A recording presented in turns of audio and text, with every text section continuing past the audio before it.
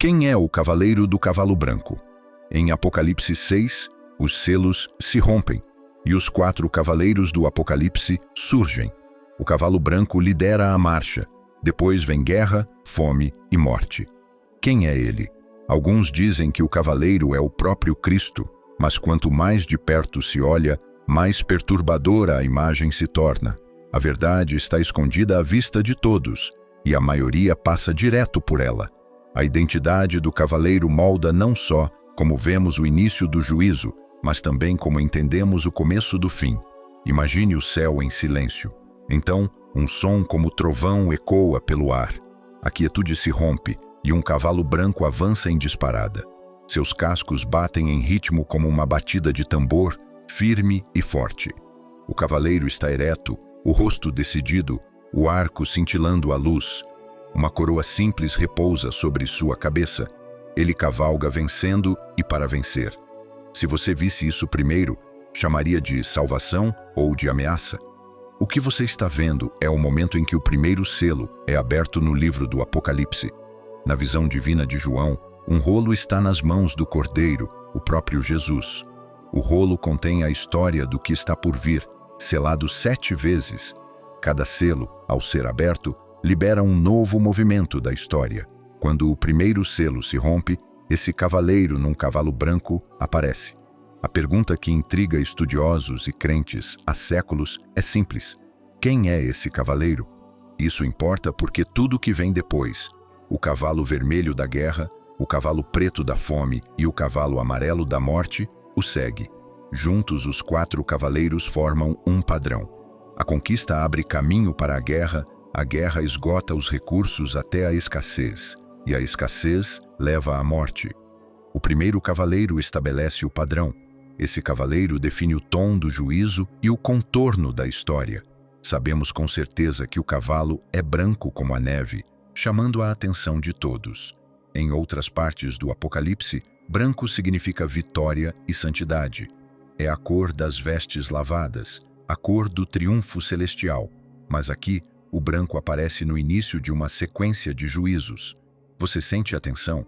A imagem parece boa, mas o que vem depois está longe da paz. E repare no que o cavaleiro carrega. Em sua mão está um arco. Para o povo do tempo de João, no 1º século, isso significava força à distância e o poder de atacar sem se aproximar. O arco simbolizava comando, império e medo. Um cavaleiro com arco não era uma imagem comum na profecia judaica. O arco era comum nas fronteiras orientais de Roma, onde arqueiros montados da Pártia eram temidos. A visão de um arco significava instantaneamente conquista e perigo. Depois vemos a coroa. A palavra usada aqui para coroa é stéphanos, uma palavra grega que significa uma coroa de vitória. Era a recompensa dada a atletas e generais que haviam triunfado. Não era a coroa de pedras preciosas dos reis, mas um símbolo de conquista e honra. O Apocalipse diz que essa coroa lhe foi dada, que ele não a tomou. A maioria das pessoas passa por essa frase sem notar como ela governa toda a visão. Cada selo libera o que o céu permite, nunca o que foge do controle. 4 cavalos, 4 movimentos de juízo, e esse cavaleiro branco inicia todos eles. O povo de Roma teria entendido bem a imagem. Generais romanos cavalgavam cavalos brancos após a batalha, coroados com louros, com a multidão gritando: "Vitória!". Essa lembrança dá à imagem tanto glória quanto temor. A sala do trono celestial agora ecoa os símbolos do império, mas sob comando divino. Você percebe a contradição aqui? O cavaleiro parece vitorioso, mas sua vinda abre caminho para o sofrimento. Ele brilha, mas o que o segue é sombra. A mensagem é sutil e afiada ao mesmo tempo. Poder e permissão não são a mesma coisa. E é aqui que o grande debate começa.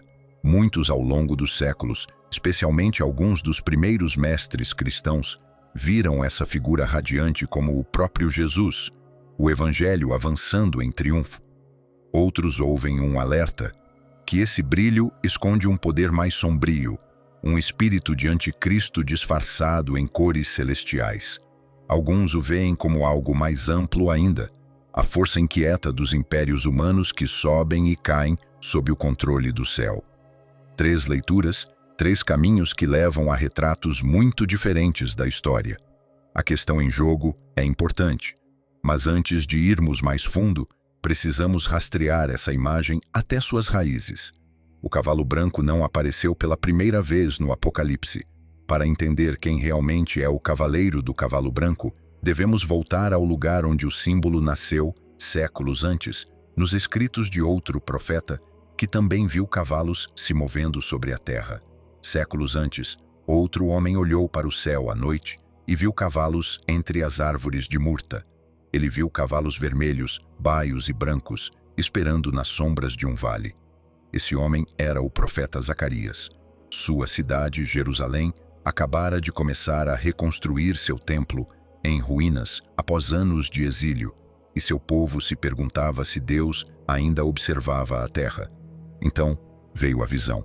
Cavaleiros estavam prontos com uma missão simples: patrulhar o mundo e relatar o que encontrassem.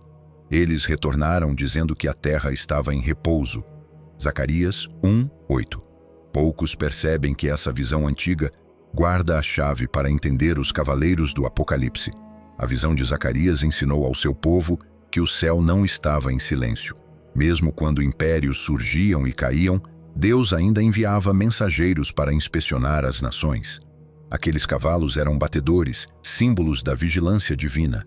Eles não atacavam, apenas observavam, mas alguns capítulos depois, Zacarias viu os cavalos novamente e eles haviam mudado. Desta vez estavam atrelados a carros de guerra e já não patrulhavam em paz. Partiam com força de entre 2 montes de bronze, cada carro puxado por cavalos de cores diferentes. Zacarias capítulo 6, versículos de 1-8. Diz que esses carros saem de onde estavam diante do Senhor de toda a terra e que os cavalos dão descanso ao meu espírito na terra do norte. Isso é linguagem de juízo, a ira de Deus satisfeita, sua justiça cumprida. Eles já não relatam, agora executam. Este é o ponto de virada, onde a observação celestial se transforma em intervenção divina. Essa transformação é crucial. Ela muda nossa leitura do Apocalipse. A visão de João segue o mesmo padrão, mas em escala muito maior.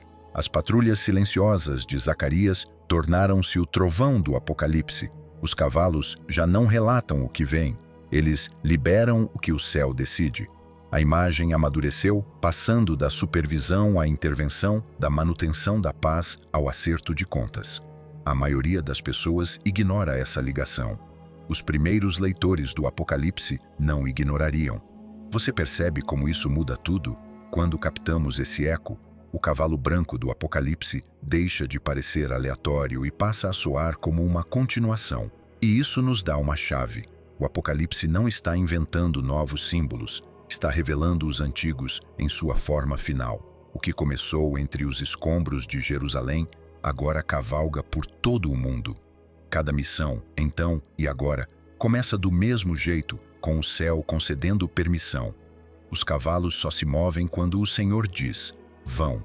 A mesma permissão divina que enviou os cavalos de Zacarias para inspecionar as nações, agora envia os de João para abalá-las. Você sente a continuidade? O Deus que observava é o Deus que agora age. Os cavalos de Zacarias sussurravam que o céu ainda vê. Os cavalos do Apocalipse rugem que o céu ainda reina. A passagem da observação à ação marca o ponto de virada da história profética. Cada imagem comunica a mesma verdade em tom diferente. As visões noturnas de Zacarias confortavam um povo cansado. As visões celestiais de João alertam um império confiante, mas ambas vêm da mesma voz, do mesmo trono, da mesma autoridade. Cada movimento desses cavalos responde a uma ordem do alto. Em Zacarias, os cavalos amadurecem de batedores para carros que saem de diante do Senhor e dão descanso ao seu espírito no norte, linguagem de juízo executado, não apenas observado. João começa onde Zacarias termina. Cavaleiros libertos, não errantes. Se o padrão é o juízo, quem poderia ser esse primeiro cavaleiro branco? Séculos depois, crentes ouviriam esses mesmos passos de cascos e diriam que o primeiro cavaleiro é o próprio Cristo. Será que eles têm razão? Cristo e o Evangelho constituem a primeira grande interpretação de quem é o cavaleiro do cavalo branco, a mais antiga, a mais esperançosa e aquela que muitos crentes ainda sustentam. A igreja primitiva leu o Apocalipse com admiração e temor, buscando significado em cada símbolo. Quando chegaram ao cavalo branco do primeiro selo, muitos viram um rosto familiar montando à frente. Para eles, o cavaleiro era o próprio Cristo e o cavalo branco representava o Evangelho, puro e imparável. Um dos primeiros a dizer isso foi Vitorino de Petal, um bispo do final do século III. Ele viveu numa época em que o Império Romano se voltara contra os crentes. Pregar o nome de Jesus podia custar a vida. Em seu comentário sobre o Apocalipse, o mais antigo que ainda temos, Vitorino escreveu que, após a ascensão do Cordeiro e a abertura do primeiro selo, o cavalo branco representava a palavra de Deus se espalhando pelas nações. O arco, dizia ele, era o poder da palavra para atingir os corações. A coroa era sua vitória.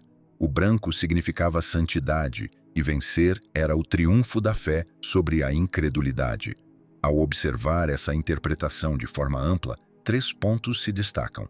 Primeiro, o comentário mais antigo que possuímos trata esse cavaleiro como o próprio Evangelho, a mensagem de Cristo correndo para conquistar corações.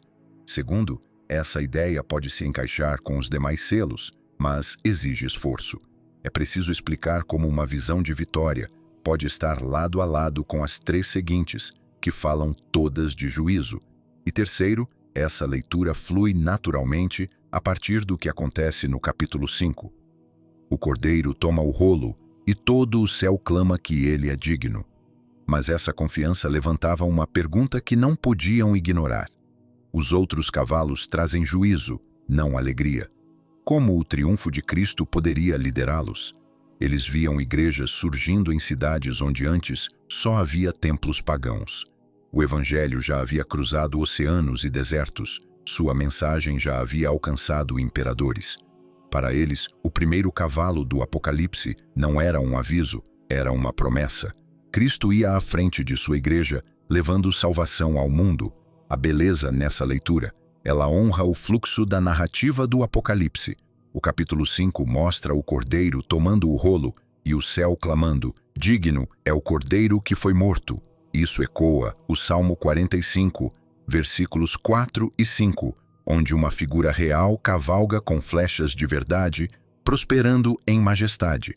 Para a igreja primitiva, essa poesia se cumpria no Evangelho de Cristo, avançando pelo mundo. Mas é preciso testar essa esperança contra a estrutura dos selos. Aqui, a investigação muda de direção, porque os 3 selos seguintes são todos juízos. Se esse primeiro cavalo representa Cristo, por que sua cavalgada parece desencadear guerra, escassez e morte? Alguns daqueles primeiros intérpretes ofereceram uma resposta. Disseram que a chegada do Evangelho provocou as tempestades que se seguiram. Quando a verdade entra no mundo, a falsidade resiste. A conquista do cavaleiro, acreditavam, despertou os poderes das trevas, e os selos seguintes mostram a reação do mundo. Essa visão ainda tem peso.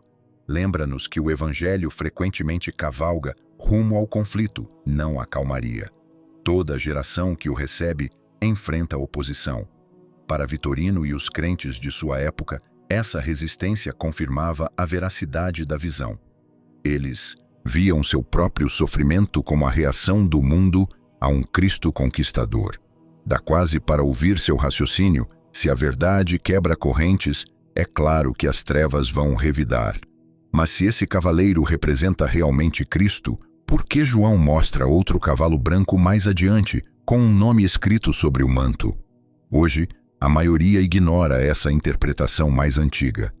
Ainda assim, é a mais próxima da memória daqueles que viveram quando o Apocalipse ainda era lido em reuniões escondidas, à luz de velas e sob o peso do medo. Eles sabiam o que era seguir um Salvador que conquistava pela verdade, não pela espada. Você percebe como essa primeira leitura abre uma porta de esperança?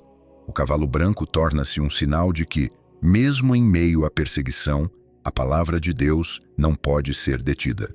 O cordeiro que abre o selo também comanda a vitória. A frase "vencendo e para vencer" ecoa a mesma promessa que Jesus fez às igrejas mais cedo no livro: "Ao que vencer, darei a coroa da vida." Se os primeiros crentes viram Cristo sobre o cavalo branco do primeiro selo, enfrentaram uma nova pergunta ao chegar ao capítulo 19.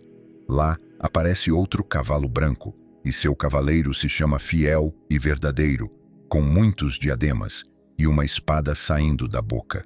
O contraste é deliberado e nos deixa com uma decisão. Se ambos os cavalos são brancos, qual cavaleiro representa a verdadeira vitória do céu? Mais adiante, na visão de João, em Apocalipse 19, outro cavalo branco entra em cena. Ele surge como um espelho do primeiro. O próprio céu se abre, mas desta vez não há uma voz dizendo "vem". O cavaleiro aparece por sua própria ordem. Seu título é dito em voz alta: Fiel e Verdadeiro. Seus olhos brilham como fogo, e sobre sua cabeça há muitas coroas. De sua boca sai uma espada afiada, e em seu manto está escrito o nome que só ele conhece: a Palavra de Deus. Isso ecoa Isaías 11:4, onde o Messias prometido ferirá a terra com a vara de sua boca. João se apoia nessa profecia para que nenhum leitor confunda quem monta esse cavalo. Este é o momento para o qual a visão anterior de João nos preparava. O primeiro cavalo branco levantou perguntas. Este as responde. O contraste entre os dois é deliberado e preciso. O primeiro carrega um arco, arma de alcance. Este empunha a espada de sua boca, arma da verdade falada e do juízo declarado. O primeiro usa uma única coroa de louros, um Stéfanos, uma guirlanda de vitória concedida a soldados que retornavam triunfantes. O segundo usa muitos diademas, diademata, coroas de realeza.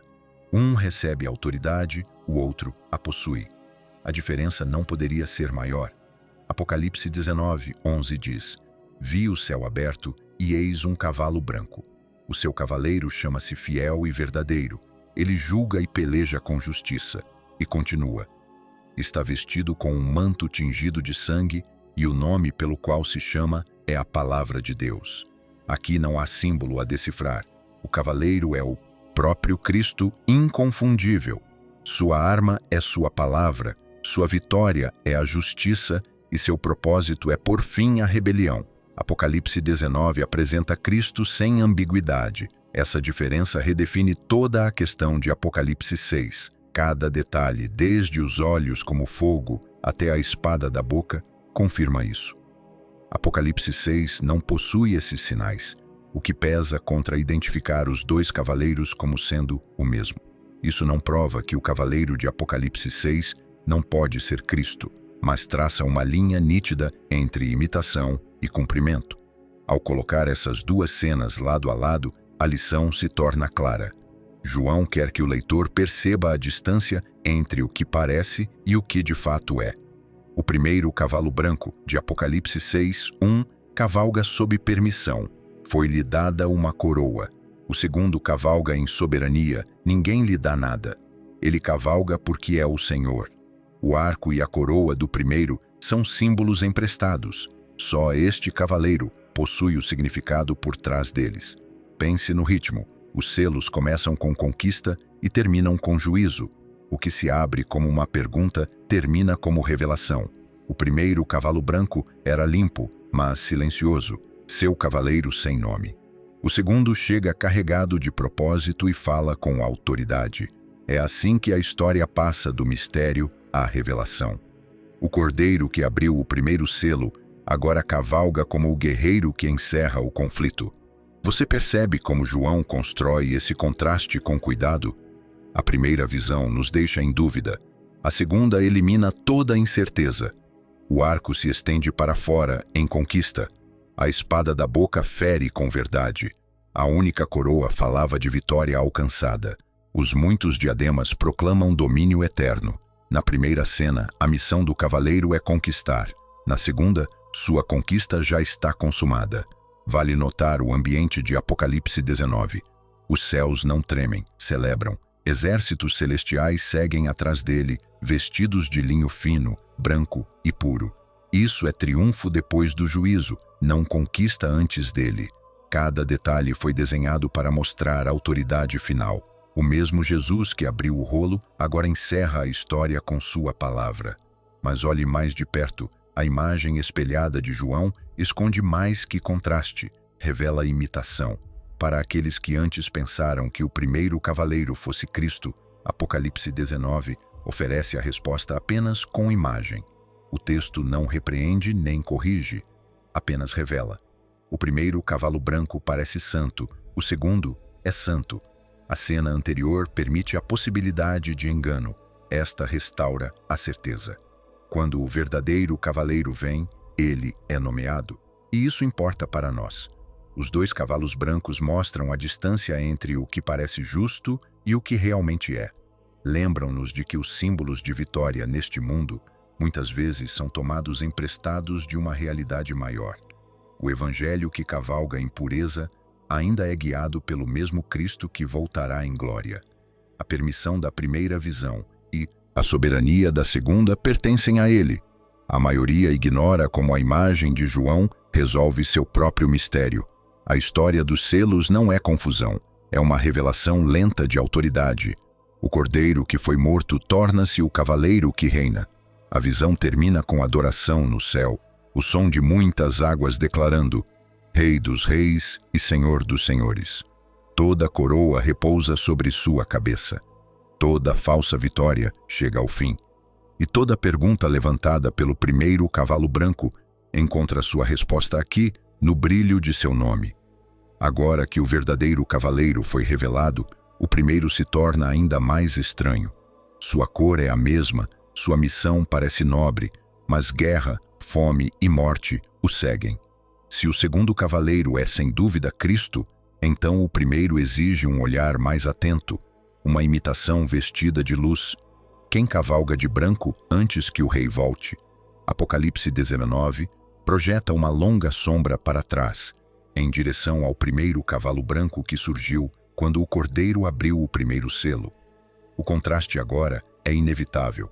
Se o último é Cristo revelado, então o primeiro deve ser seu adversário desmascarado, o poder do anticristo entrando na história disfarçado.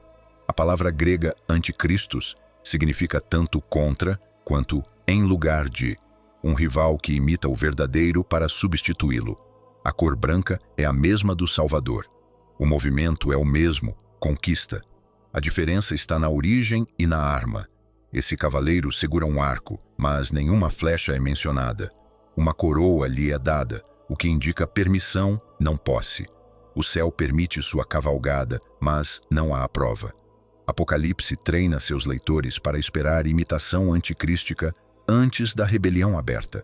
O primeiro selo encaixa-se na sequência de juízos. O engano é o primeiro dos ais. E a frase "foi-lhe dada uma coroa" prova permissão divina, não identidade divina. Esse é o padrão bíblico do anticristo. Imitação que rouba símbolos de santidade para esconder rebelião. É oposição por meio da semelhança, engano por meio da aparência. Este é o adversário que toma emprestada a luz para aprofundar as trevas.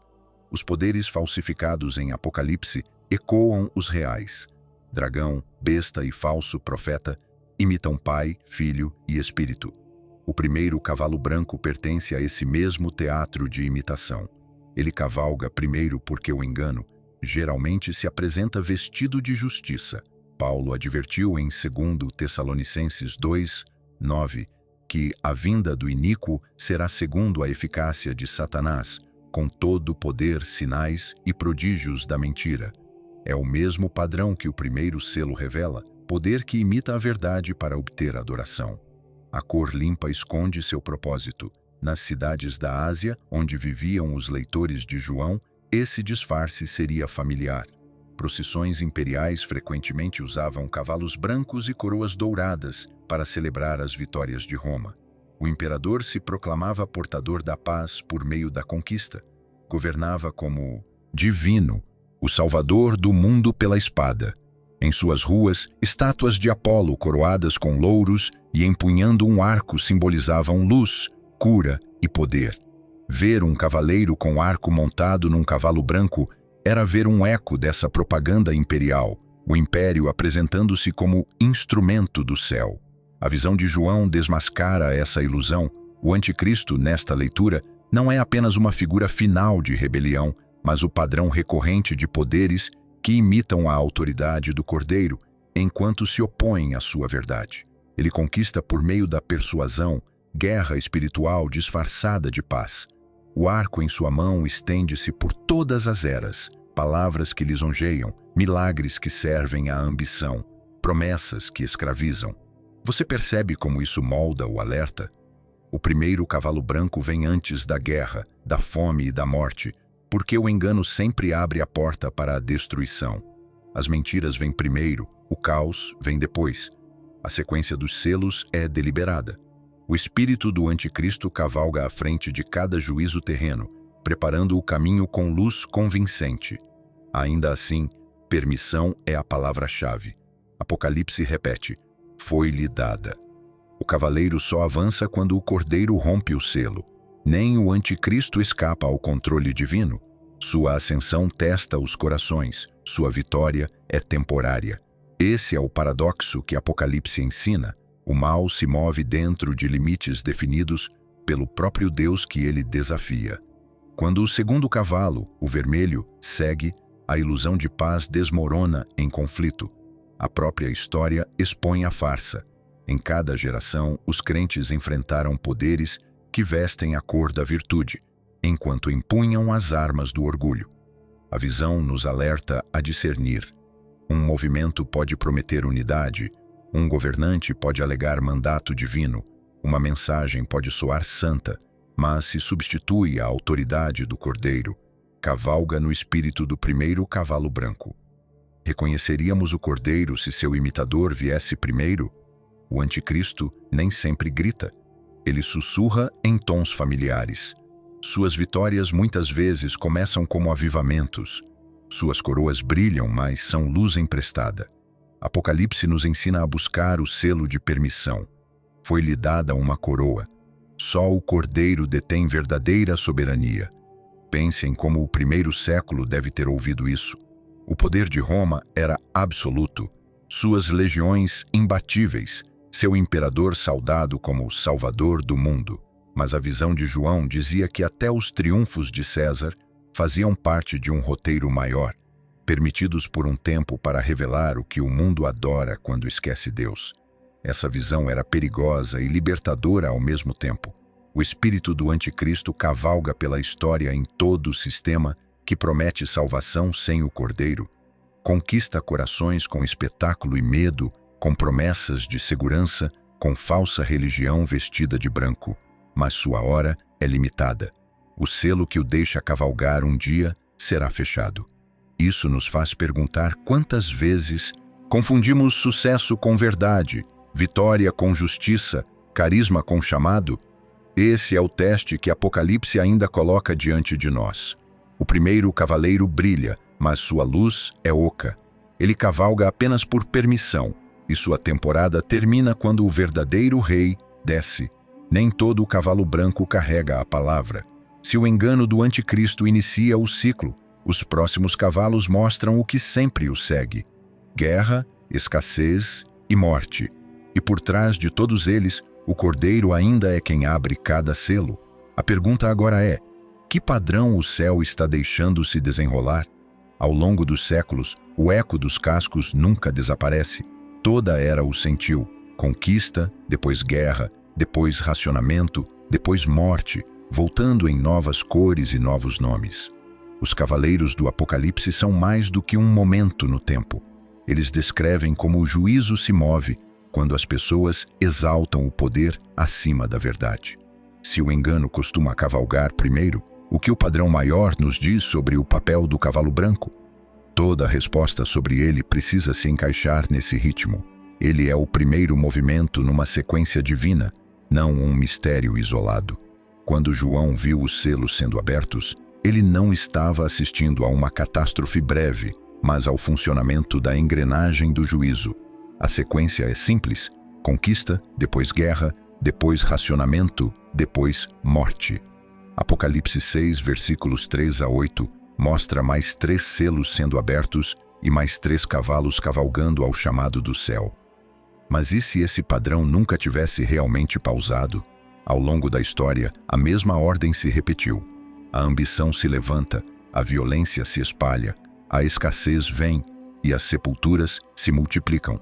De impérios antigos a estados modernos, o ritmo continua voltando. Esta é a leitura arquetípica, um ciclo, não uma data única. Se isso for verdade, então o primeiro cavaleiro não é apenas um indivíduo. Ele é o ato de abertura do juízo em cada época. O Apocalipse nomeia o ritmo por trás dos acontecimentos. E esse ritmo sempre começa da mesma forma. Pense assim: esses 4 cavaleiros continuam surgindo sempre que a humanidade busca o poder sem Deus. Eles não se movem por conta própria. O céu precisa permitir primeiro. O que parece caos é, na verdade, estrutura. Juízo e misericórdia estão entrelaçados na história. Este é um juízo ordenado, não um acidente. Ele expõe o orgulho, limita o mal e lembra ao mundo que a justiça não está adormecida. Você já sentiu esse tremor nas manchetes e nos livros de história? O padrão explica as voltas da história sem justificá-las. Os antigos conheciam a pompa da conquista e conheciam o custo que sempre a seguia. A conquista é uma máscara que a história continua a vestir. Deus não perde o controle quando os cavaleiros se movem. Ele os usa para expor e limitar, e então levar todas as coisas ao seu fim determinado. Até mesmo a ira torna-se instrumento de misericórdia. O juízo é cirúrgico, não desgovernado. Ainda assim, o rolo nunca sai de sua mão. Você pode viver com isso em mente. O mistério daquele primeiro cavaleiro não se apaga aqui, ele se expande. Antes mesmo de João olhar para o Oriente, a igreja já se perguntava: quem continua cavalgando primeiro em cada geração? Então a pergunta se amplia: e se o primeiro cavaleiro for parte de um ciclo que continua voltando até que o verdadeiro rei apareça? No mundo de João, esse ritmo já tinha nome e direção: o temor que vinha do Oriente. Toda criança romana ouvira histórias sobre os arqueiros além do Eufrates, cavalos velozes cintilando à luz do deserto. Vamos olhar agora para o pavor que sentiam quando o som desses cascos se aproximava. Para os primeiros ouvintes de João, o som não era apenas uma visão, era uma lembrança. As igrejas da Ásia conheciam o mundo de Roma e conheciam a história que ainda assombrava seu orgulho. Mais de 100 anos antes do Apocalipse, cavaleiros vindos do Oriente romperam a ilusão de invencibilidade. O nome corria pelo império em voz baixa: Pártia.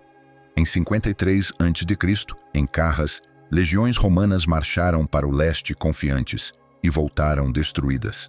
As legiões se romperam sob um céu denso de flechas. O inimigo era veloz, recuando apenas para atirar flechas de costas, e Roma não tinha tática para isso. Quando a notícia chegou à capital, os senadores empalideceram. O império havia encontrado seu limite. Mas e se essa humilhação fosse a chave para entender o primeiro selo do Apocalipse? Na época de João, o medo já era um reflexo. Nos mapas das fronteiras, a Pártia ainda brilhava como o único poder que Roma jamais subjugou. Para os crentes em Éfeso, Esmirna e Laodiceia, um cavaleiro portando arco despertava um medo antigo em nova forma. É por isso que a imagem de João cortava tão fundo. O cavalo do primeiro selo não cavalgava num céu abstrato, ele pressionava uma ferida antiga. O arco era mais que símbolo, era lembrete de que impérios sangram. Jeremias 50:41 fala de uma nação do norte, veloz com arcos marchando contra a Babilônia. João usou a memória deles para interpretar o momento deles. Por isso, a imagem parta fazia o primeiro cavalo branco soar como juízo, não triunfo. João reaproveitou os próprios símbolos de paz e profecia de Roma para revelar sua farsa, uma mensagem divina envolta em linguagem imperial. Escritores antigos como Plutarco e Cássio Dio recontaram Carras como uma ferida moral. Diziam que as flechas caíam como chuva, implacáveis e zombeteiras. Para Roma, aquelas flechas significaram humilhação. Para o público de João, a imagem virou profecia, um aviso de que impérios sobem e caem por permissão do céu. O selo se abriu e a história se moveu sob comando, e uma palavra que eles conheciam, arco, de repente carregava mais peso do que a cor. Deus também estava ensinando através daquele medo. Todo o poder terreno um dia encontra seu próprio Carras. Nenhum exército, nenhuma economia, nenhum trono escapa ao juízo. O orgulho convida o juízo que ele nega. Você consegue sentir o que os primeiros crentes sentiram, ouvindo o Apocalipse em voz alta, percebendo um medo familiar virar alerta sagrado? A profecia soava ao mesmo tempo aterradora e justa.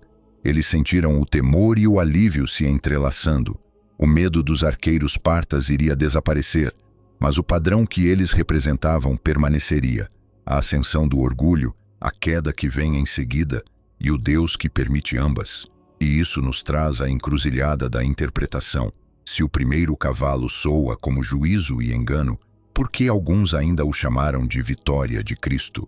O eco dos cascos se dissipa e ficamos com a pergunta que guiou toda esta busca: quem cavalga o cavalo branco? Ao longo dos séculos, 3 leituras sustentaram o debate, e cada uma revela parte da verdade. Agora, finalmente podemos pesá-las lado a lado. Cada interpretação parte de uma imagem diferente de Cristo.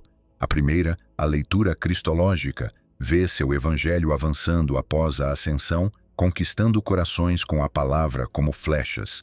Ela honra o impulso de Apocalipse 5, onde o Cordeiro acaba de ser exaltado e o céu canta sua vitória. Os pais da igreja primitiva ouviram aquele triunfo e não podiam imaginar outra coisa senão Cristo cavalgando. Viram a vitória com tanta clareza que não perceberam a tempestade que viria depois. A segunda, a leitura anticrística, vê o engano em cores brilhantes, a imitação que conquista por sedução e falsa paz. Ela entende o quarteto de cavaleiros como juízos, cada um liberado por permissão. Aqui o primeiro selo espelha o disfarce favorito do inimigo: santidade como fantasia, vitória como controle. Essa leitura valoriza a cautela, ensinando os crentes a discernir aparências e a testar todo o espírito que afirma falar em nome de Deus. A terceira, a leitura arquetípica, vê esses cavalos como o pulso da própria história. Ela observa conquista, guerra, escassez e morte, retornando em ciclos até o fim. Essa visão nos lembra que o Apocalipse fala em padrões, não apenas em previsões. Toda geração vê esses cavaleiros passarem, mas todos sob a autoridade do Cordeiro. Como decidir, então? Eis uma forma simples de pesar as leituras. Se você lê os selos como uma cadeia de juízos, a visão anticrística se encaixa melhor. Se você segue o impulso da história, a partir da vitória do Cordeiro no capítulo 5, a leitura cristológica carrega beleza e lógica. Se você vê o Apocalipse como o ritmo da própria história, a leitura arquetípica mantém sua sabedoria atemporal. Cada lente revela parte da verdade, nenhuma cancela as outras. Mas o fio que une todas elas é a soberania. Em toda visão, o cavaleiro parte porque lhe foi dado. Permissão governa o poder. Seja o cavalo portador da palavra de Cristo, do engano do anticristo ou da força da história, o Cordeiro ainda é quem abre o selo. Essa é a verdade que Apocalipse mantém à vista. Toda autoridade é emprestada, toda conquista corre presa a uma coleira. Essa verdade transforma o terror da visão em segurança. Quando a guerra se levanta, quando falsos evangelhos seduzem, quando as nações repetem seu ciclo de orgulho, nada disso escapa ao trono. A história não corre solta. A mesma voz que chamou o primeiro cavaleiro, um dia chamará todos a parar. Para o ouvinte nos dias de João, isso significava coragem, viver sob o império e, ainda assim, pertencer ao reino do Cordeiro. Para nós, significa o mesmo. Então, discernam as imitações brilhantes. Não temam o barulho da conquista. Lembrem-se da linha da permissão. O mundo cavalga apenas porque ele permite. Pense em como o Apocalipse fecha o ciclo. Quando o cavaleiro final aparece em Apocalipse 19, ele se chama Fiel e Verdadeiro. Sua coroa não é uma guirlanda de permissão, mas muitos diademas de domínio. Sua arma é sua palavra. Toda luz falsa se apaga diante dele. O primeiro selo ensina discernimento. O cavaleiro final ensina esperança. Entre eles está o longo caminho da história, mas ambos pertencem à mesma mão. Que sabedoria isso nos deixa? Quando o mundo cavalgar novamente em conquista e confusão, fixe seus olhos naquele que abre os selos. Sua permissão é nossa paz. Sua soberania é nosso alicerce. A visão que começou com temor termina com fé. O Cordeiro reina. Se algo nessa história tocou o seu coração, se fez você enxergar uma fé escondida ou uma obediência silenciosa de um jeito novo, não guarde isso só para você. Compartilhe este vídeo com alguém que precisa desse lembrete hoje.